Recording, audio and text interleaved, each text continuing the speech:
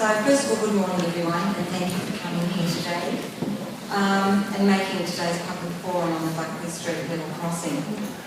Before I begin, on behalf of Moonee Valley Council, I would like to respectfully acknowledge the traditional custodians of this land, the Wurundjeri people of the Kulin Nation, their elders, spirits, ancestors and community members past and present. And Council also extends this respect to the elders and descendants of the other Aboriginal peoples here today.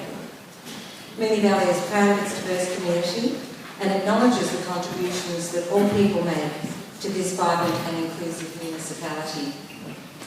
I'd also like to acknowledge other councillors here today, our Deputy Mayor, Councillor Pam Nation, Councillor Rebecca Gauci-Marici, Councillor Richard Lawrence, Councillor John Sypek, Councillor Samantha Byrne and Councillor Jim Cusack. I'd like to welcome the Member of Essendon, Mr Danny Pearson, the Deputy Leader of the Opposition and Shadow Minister for Ports and Public Transport, the Honourable David Hodgett MP, the Member for Western Metropolitan Legislative Council, Colleen Hartland MP, and the Shadow Minister for Planning and Local Government, the Honourable David Davis MP. Apologies have been received by the Honourable Will Shorten MP, the Honourable Jacinta Allen MP, Minister for Transport, the Member for Nidri, Mr Ben Carroll MP, Member for Western Metropolitan, Mr Bernie Finn, Member for Western Metropolitan, Rachel Carling Jenkins, and the Member for the Western Metropolitan, Caesar Mellon MP. Mr Kevin Devlin, the CEO of the Level Crossing Removal Authority, Mr Michael Kank, Project Director, North West Level Crossing Removal Authority, Councillor Nicole Marshall, Councillor Mirelle Sharp, Moonee Valley CEO, Mr Brian Lancaster, and Moonee Valley Acting Director of City Services, Natalie Rater. I'd now like to hand over to our facilitator today, who is Professor Ros Hanson. Ros is a highly skilled urban planner with more than 30 years' experience in strategic and development control planning, and we do appreciate her being here today to guide this debate. Thank you. Thank you, Madam Mayor, and welcome everybody. It's great to see so many people here on a Saturday morning. Could you put your hand up if there's a vacant seat next to you? Because I am aware. So if you're looking for a seat, could you go to one of those people, please, and are here for a couple of hours? And it's really hard standing for 2 hours, and I can tell you, I've done it before and it's tough. We just get people seated so that they're comfortable. Yeah, people have got their hands up, they've got a vacant seat next to them. If you'd like to take up that opportunity, please do so as quickly as possible.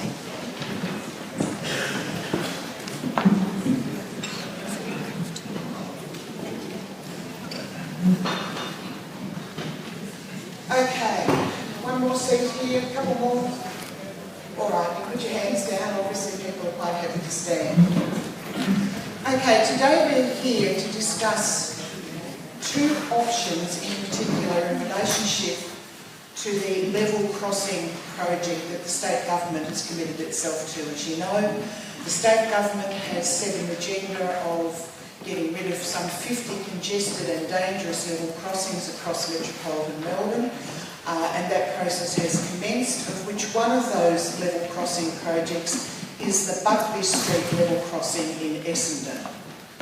So we're here today to actually look in more detail in regards to the two particular options. They are the option of the road under the rail. The road under the rail, that is Buckley Street going under the rail line. This is the Level Crossing Rail Authority's preferred option, or the LXRA's option, and we'll hear more about that this morning. And the other option, which is the Moonee Valley City Council preferred option, is the rail under the road. So they are the two options we want to try and focus on today in this session. And I'm sure some of you are already familiar with some of the detail and background to both of those options. So why are we here? If we could just change the slide, please, Colin. So the Moonee Valley Council has invited you here today to learn more about this project, and in particular to consider these two options. We're here to share information ask questions, learn and inquire. These are all important opportunities for the community, you, as interested parties, to actually participate in this process. So what we are saying to you today is that listen to what you will hear, and then you will have an opportunity to ask questions to a number of panellists who I will introduce later, who will join us up front to answer those questions, okay? But I think it's important that we do understand that we're here to ask questions, and that if there are questions that aren't answered, we have plenty of opportunities for you to write down those questions. There are comment sheets out there that you can put into a box. You can post it on the whiteboard or on the butcher's paper across here after the session, if you don't get a chance to ask your question, or if you don't think your question has been answered. So this is really an opportunity for exchange of information and for you to be able to put your issues and concerns at the forefront. I'd just like to go through a bit of housekeeping and etiquette matters because this is important. If you have a mobile phone, and I would say probably almost everybody in this room now has a mobile phone. If you don't, well, good on you. You would be almost unique. Could you please turn it off or put it onto silent? So please reach into those pockets and handbags and make sure that you do that, because it is very disruptive to have mobile phones going when people are speaking. The toilet facilities are out through that door. There are facilities out there, so if you need to use them, please do so. And obviously there is tea and coffee and there's water available around the room at various locations. Throughout the presentation of the two options that you will hear today, I would ask people to remain quiet and respectful. Now, I know there is some emotion and angst in all of this, but please be respectful of people. We are all adults, and we all deserve to have the opportunity to hear the information and to listen. So please do be respectful. I don't want any what I call bad behaviour. That is interjection or people perhaps not in full control. And I won't go there. I would ask that when we ask questions that you please stand up, state your name, and if you're from a company or a business or organisation, please also provide that information. And make sure it's a question, not a statement. Because there are a lot of people in this room, and we want to give as many people as possible an opportunity to ask questions. And if you are tempted to get up and make statements, it just means that somebody else misses out in asking what might be a really burning question for them. Okay? So please remember, ask a question rather than getting up and making a statement.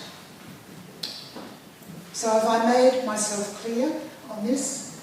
Okay. We are also live streaming. I'm letting you know that today.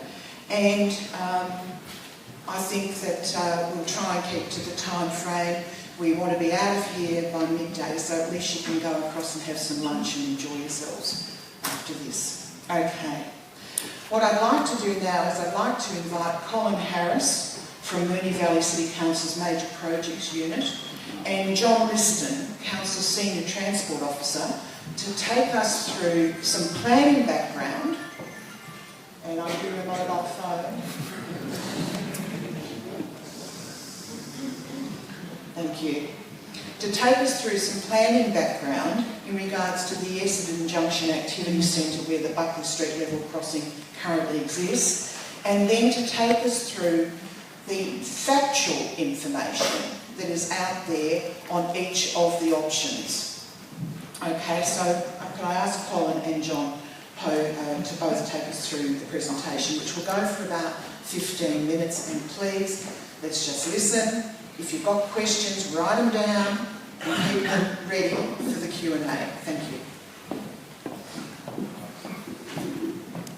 Hello everybody, my name is Colin Harris, and my name is John Liston. Welcome and thank you for taking your time out of Saturday morning to come along and hear about this really important project. I'm an urban planner, John is a transport planner, and and works in our major projects team here at Moonee Valley. We were just talking before, and essentially thinking that public speaking is not really part of our job description, but we'll do our best, so just bear with us, and we'll hopefully get as much information out as we can, and then importantly hear the questions that the community have got here today. So welcome everybody, and bear with us, and if we get stage right, just we'll do our best. Thank you. As Rosa said, the objective today is to share as much information as we can. We'll put this presentation up and any others that the community might want to see as we go forward. We'll make that available on our website, speak to our technical guys and make sure that that can happen, and we can move forward. Again, council's the opportunity for information exchanges there, so we'll make that obviously available. We've got about 20 slides to go through. We'll be quick, as we said. Now, importantly, everyone in the room knows that the Buckley Street project will dictate how Essendon works in the future and the generations to come. And everyone's acutely aware of the importance of the need to remove Buckley Street, level crossing, and the impact that has on movements in and around Essendon and Buckley Street. And council obviously supports the project and how it's going to move forward in terms of the need. If we can just go on to the next slide. And what's clear is, we hope everyone can read that, but there are common goals between council and level crossing removal authority and obviously government and the community. Just pulling out some of the material that's available.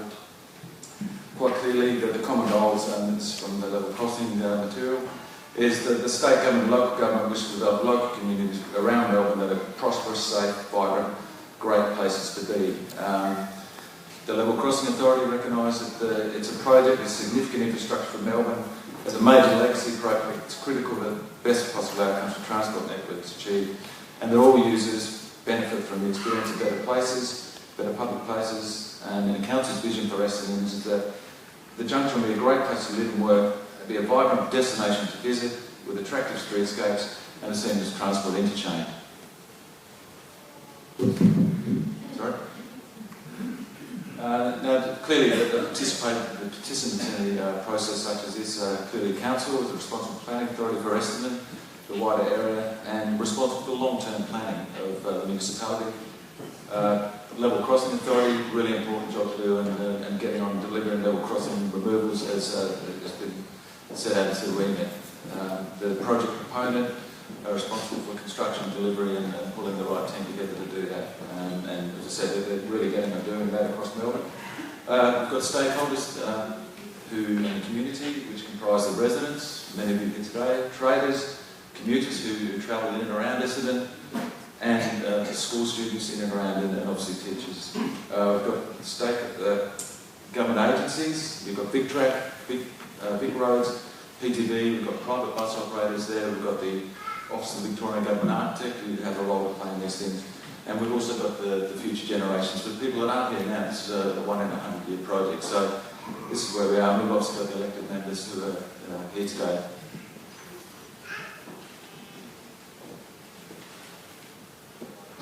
Okay, just take a bit of a journey here. This is our long-term planning for Essendon, and as some people may know, Essendon Junction Structure Plan has been on Council's horizon for about the last 5 years. It's something we've been working towards. Structure plans are really important in how our activity centres work here in Moonee Valley and across metropolitan Melbourne. It's something that it's really what good planning is about. This is the State Planning Policy Framework, so it encourages that, and that's in our planning scheme. Our vision and the community's vision that has been presented and Council listened to and developed this vision is that Essendon Junction will be a great place to live, work, and a vibrant destination to visit with attractive streetscapes and a seamless transport interchange. So that's really underpinning where we are. And again, these documents are on our website, and we can put some better links up to it. And our website jumps about a bit, but we'll make sure this is front and centre, and people really understand where we are on that. And essentially, what it's about is joining up from Windy Hill all the way through to Essendon Junction, making the place a much more connected easy to move around environment with proper streetscapes and proper planning controls in there to make the place happen and work in a seamless environment. Next one is some of the key timelines and some key dates. Obviously, we can have 3 or 4 slides on this, but really here what we're trying to put together is back in 2012, Council prepared a structure plan background report. April 2015, we eventually Essendon Junction Grade Feasibility Study Report, which put up and investigated a number of options for lowering the railway line below Buckley Street. November 2015, the Essendon Junction Structure Plan based on the rail under solution was adopted. We prepared some planning documents to put those forward. Back in September 2016, the announcement from the government that the level crossing removal will be fast-tracked and removed by 2019, and that was really was great news for council. That's something we've been lobbying for. We understood initially that it wouldn't be in the first tranche, so we're really pleased that project's been brought forward. Fast forwarding, October 2016, the 2 public information sessions held by LXRA at St Columbus, at those presentations that the LXRA announced the 3rd option of a road under.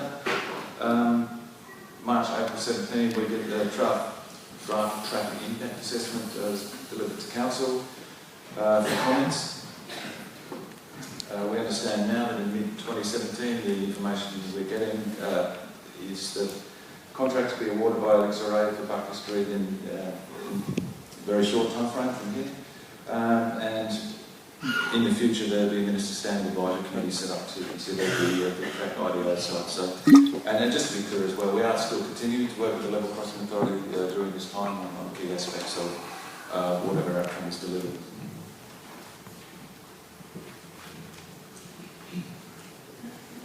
No doubt there's a whole lot of documents we could put up here, but what's available is the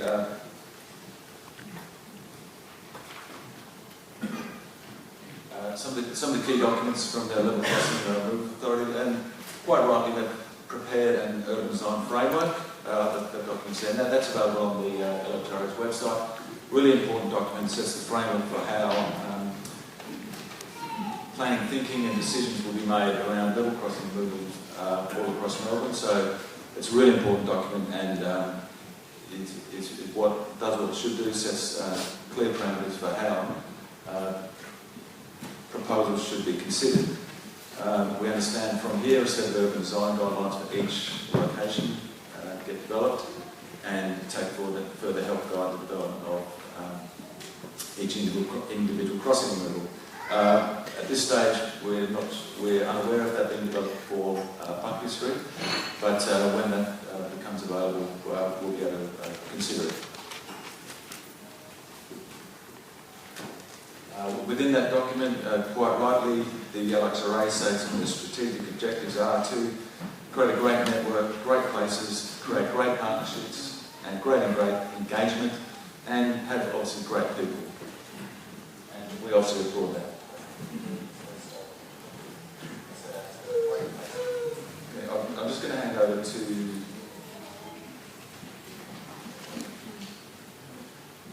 Just working forward now to the LXRA's preferred road under rail option, and this material is available from the Level Crossing Removals website, and some of you may have seen it put up on the exhibition that was held at St Columbus.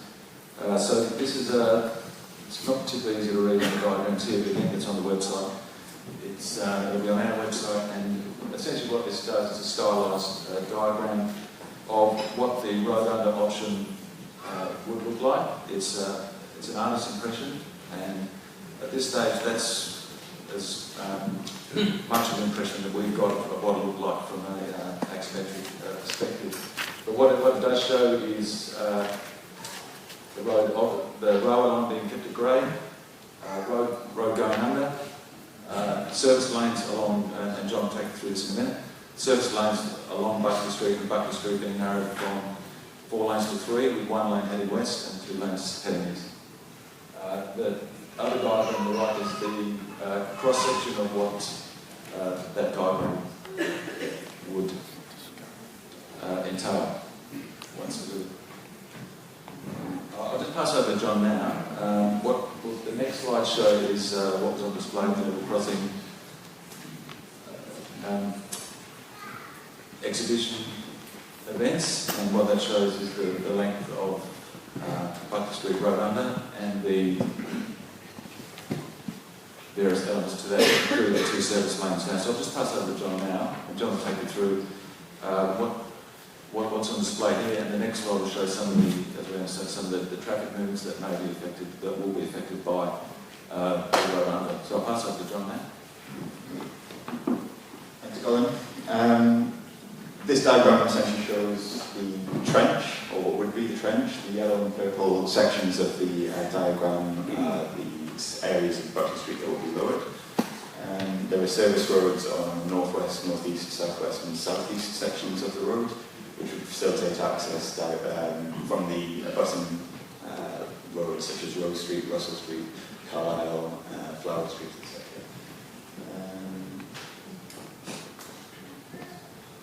We, Council, have commissioned a very high-level traffic report that would look at a potential road under solution, what the traffic impacts and the transport impacts might be for the area. There are obviously turning movement implications, given there won't be direct access onto Buckley Street from the immediate roads within the area. They'll be facilitated by the service roads, as I mentioned. That obviously has some implications on journey times to the local area. Traffic volumes will also change, given people's preferences. Obviously, removing the level crossing itself will make Buckley Street a more attractive route compared to, say, Park and Buckle Streets. And that obviously has the implications on how people will move around. Some roads will increase in traffic volume, some will decrease. And the turning movement restrictions obviously has implications on the local bus network as well. This is a diagram that was on our consultation material.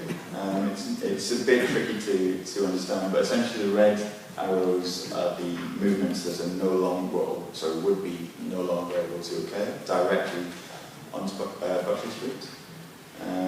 If we're moving from Mount Alexander Road, for instance, going west, so you can see that, say, accessing St John's Church. You would no longer be able to turn right. At the moment there's a right turn lane on Buckley Street that allows cars to wait and then turn into the car park when there's a gap in traffic. That would obviously no longer be able to occur. So movement, you'd have to use the southeastern service lane, which would be upgraded currently at the same level as it is now.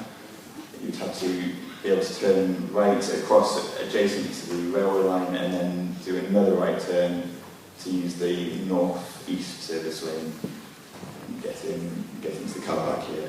There are obviously similar restrictions to movements elsewhere, but I'm mindful of time and you've probably got a ton of questions, so I might just be quick and skip on to the next slide. The benefits of the road under rail are obviously it's a relatively simple traffic engineering solution, or engineering solution. With that, it means it's reduced cost, relatively inexpensive compared to many of the other level crossings going on in Melbourne at this time. It does retain the heritage station, which is obviously very important, and allows that to be in place in situ where it is now. Heritage Victoria, I'm sure many of you are aware of, stated that the station is of significant heritage value, and also avoids any property acquisition. The drawbacks, apart from the movement and journey time implications that I've already touched on, I think one of the biggest drawbacks is that it doesn't necessarily address many of the Disability Discrimination Act issues in the area. As important as the heritage value is to the state of Essendon Station, there are significant drawbacks in terms of access for everyone at the station. Many of you will probably be aware there's a large gap difference between the trains and the platform. The ramps underneath aren't too steep. So there are a lot of issues that, under the Transport Integration Act and the Urban Design Framework that Colin touched on, that need to be addressed as part of this project. There are obviously bus movement implications, given that we're cutting a significant trench, about almost 400 metres long, there'll be barriers as well where the service roads are, which have fairly significant urban design implications. Council reviewed this in the December meeting. They acknowledged that it was generally inconsistent with the LXRA's urban design framework, as well as being inconsistent with Council's preferred solution of a rail under road. If the LXRA's preferred road under solution was to ultimately be delivered, then Council agreed that we would be seeking additional funding to resolve some of the issues in the area, the other issues in the area. And Council also considered the other options that the LXRA consulted on back in November of the rail under, which obviously acquired properties on Rose Streets and Russell Streets. Council obviously did not support that, given the implications that it would have in the local area. I'll pass back to Colin now, who will discuss the council. Thanks, John. Just going back to the previous slide in relation to some of the rail under options that were put forward by the Level Crossing Authority. Clearly, a lot of those involved property acquisition, which Council doesn't support. One was proposed to remove Russell Street shops there. Council obviously doesn't support that, given the quite important role of Russell Street in terms of its role in providing business services. As well, Council going through a heritage amendment in the process to ensure heritage controls are on Rose Street itself. So some of those options just weren't obviously feasible.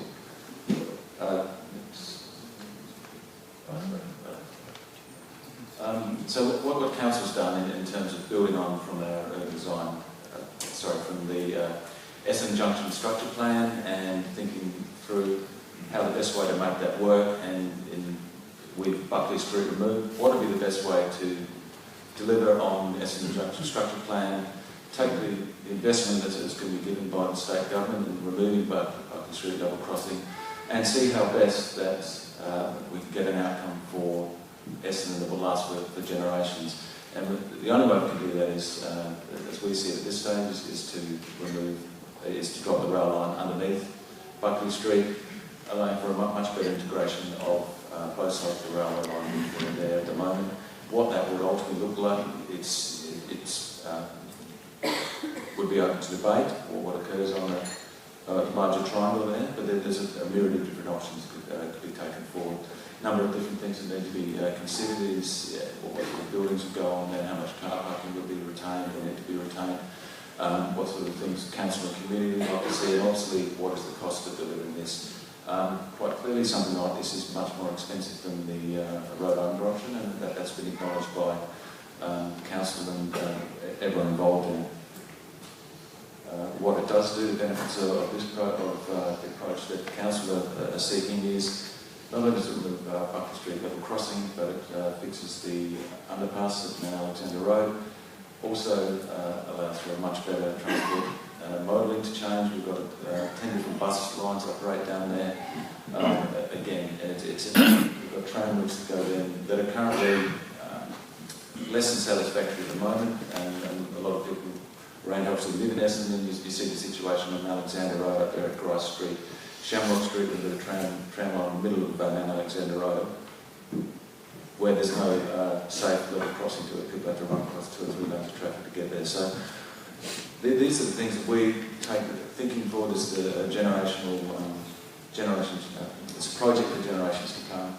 So we put our thinking caps on and looked, and we had an urban designer come up with, this is an idea of what this would look like. We recognise it's more expensive, but it really delivers on all the things that we think should, in terms of getting an activity centre working properly and happening, this is what we've come up with. Yes, okay, we get much quicker. Next slide. Obviously, to make that happen, we've got a really important heritage building which recognised in the State Heritage Register. It existed as and it exists state railway stations on the State Heritage Register are elsewhere in Melbourne. There's one in Mentone that's subject of being shifted its location in terms of one of the other level crossings down, and that's what we're at this stage, and there are the others. To make the level crossing, to make rail under work, there would have to be a change to Western Railway Station. We believe that that could be achieved by keeping the key buildings intact and relocating them. It happens elsewhere. There's an example in Hornsby, New South Wales. Small example there of the signal box being moved. We made contact with the people who were involved in that and got an idea of how logistically it could be done. So there are ways around these things. Obviously the benefits of the rail under is what I talked about there. Underpass at Mount Alexander Road, fixes the roundabout at Fletcher Street. Means we've got a fully compliant DDA station, and not just the station but the area around it, the total environment. It still allows 2 lanes either way in Buckley Street, so we're not narrowed down to 3. Next one as well. This is back in December. It's what we put together back there in terms of comparing the options for level crossing removal. We're not aware back in December. There are very few, according to this, no other road under. So what we think is a really important location that we really need to have a proper think about. And lastly, sort of getting back to some of the obligations which we believe apply not only to council but to all key stakeholders and this is there's a Transport Integration Act that has a number of sections within it which talks about really sort of a triple bottom line assessment of key transport projects. Section 15 there at the top, all about integrated decision making. Section 16, the triple bottom line assessment. Section 20 of the Transport Integration Act, stakeholder engagement, community participation. Section 21, transparency. So what we'd really like to do is work forward and understand how this Act applies to the project that's on the table at the moment. And just got a couple more slides and we'll be there. So we've just put this together. What we know is that we understand from the information received, the contract will be awarded in the next 2 weeks. The design of the road under will take about 3 to 4 months, and the advice we're getting is the early works are expected to start later this year, with the project due for completion in 2019. Last couple of slides. What we've heard from the community from, as you know, we've had a couple of events so far. It's really sort of understanding how the road under rail option was determined as the preferred option. What was the criteria that you used to assess this? There's some further information needed as to the road under rail option and its impact on the community. What's the next process from here? And obviously how can people continue to have a say? So yeah, this will be the last slide. So I'll pass back to Ross. Thank you very much.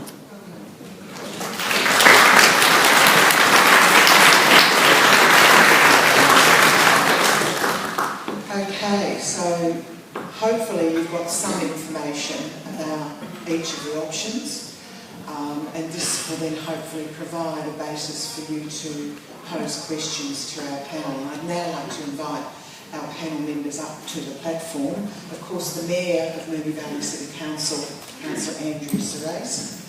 We have the Honourable Danny Pearson MP, Legislative Assembly and State Leader for Essendon. The Honourable David Hodgett, Deputy Leader of the Opposition and Shadow Minister for Ports and Public Transport. We have the Honourable Colleen Hartman, Member for Western Metropolitan Legislative Council, and also Colin Harris and John Liston will join us on the stage if there are any queries specifically about their presentation. Now again, we have 2 roving mics. Could someone put their hands up?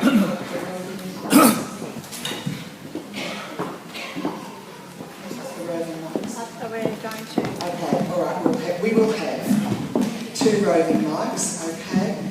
I again stress, please keep it to a question.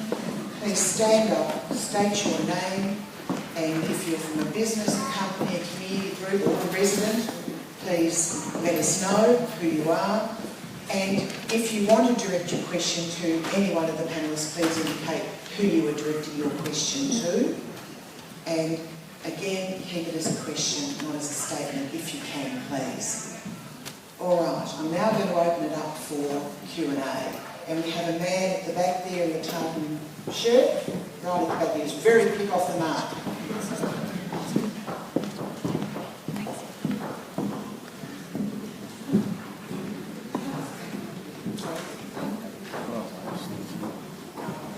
Yes. Okay. Thanks, Chair. My name's Andrew Gunter. I'm from West Essendon and I catch the Buckley Street bus and the train most days of the week. I wanted to ask the council officers about the difference between council's plan for rail under, which was, I think, put out by GHD, and the ones that have been put forward as comparisons by the Level Crossing Removal Authority. And how come they came up with such different answers? That is, the council's rail under plan making it look pretty straightforward with a few issues to be ironed out, but the LXRA's rail under comparisons made it look incredibly difficult. Could I just get some understanding about why it is that those different rail under models came up with such hugely different answers?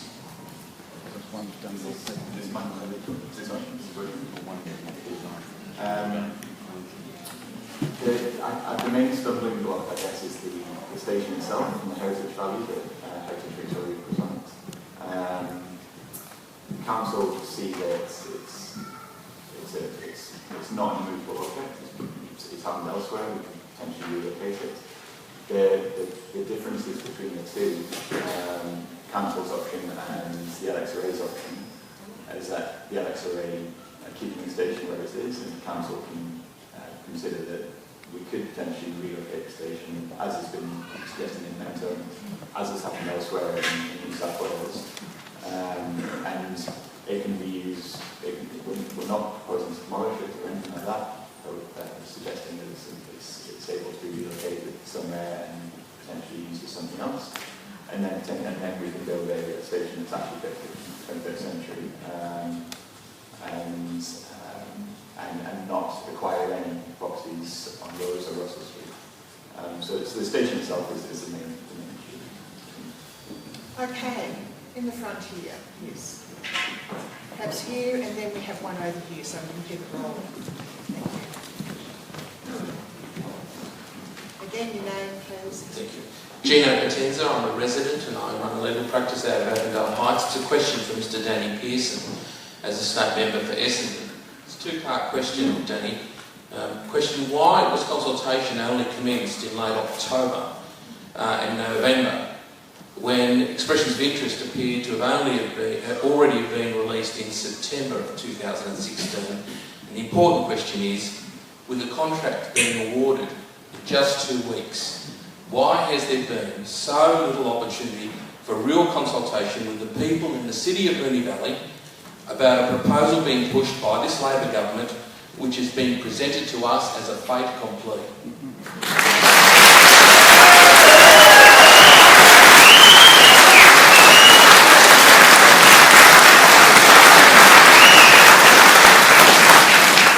Okay, please let Danny answer that. Well, firstly, thank you for your question.